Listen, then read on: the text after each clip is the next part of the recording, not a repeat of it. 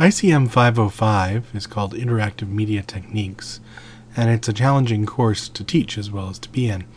The course is designed to give you a basic introduction to interactive tools and technologies, that is, building interactive sites. More narrowly, that means really working on building for the web. And as I'll talk about in a separate section on the particular perspectives of this course, it means building for the web in a standards-based hand coding kind of way. Because it's an unusual course, it has an unusual structure. The course is unusual in part because people come into the program with very different sets of experience with building for the web. Some have absolutely no experience. In some cases, that's even better than having some experience that isn't very helpful, and you have to unlearn some things.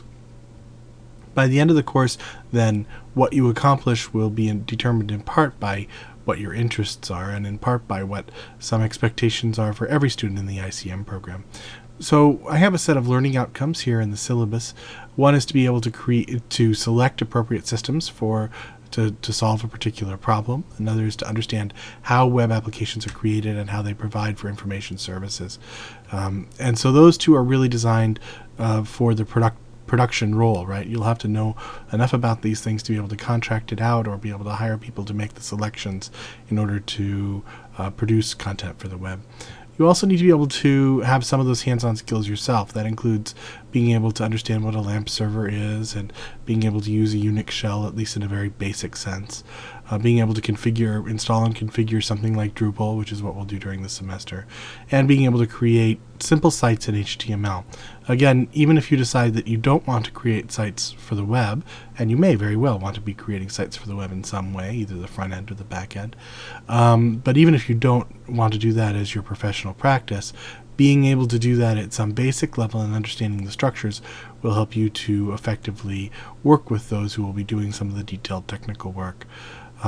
Through the semester, I expect you to have then a basic core of HTML and CSS, and then from there, there are some options. You can learn how to create themes for Drupal or for WordPress. You can work on JavaScript and jQuery. You can work on PHP.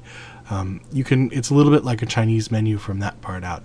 Once you have the core HTML and CSS and being able to host them and create a site, then during the second part of the course, you can expand on that a bit. Again, if you're already a strong user of HTML and CSS, then you'll be able to get rid of this first part very quickly and work through it and demonstrate that you have that ability and move on to some things that are a little bit more challenging for you.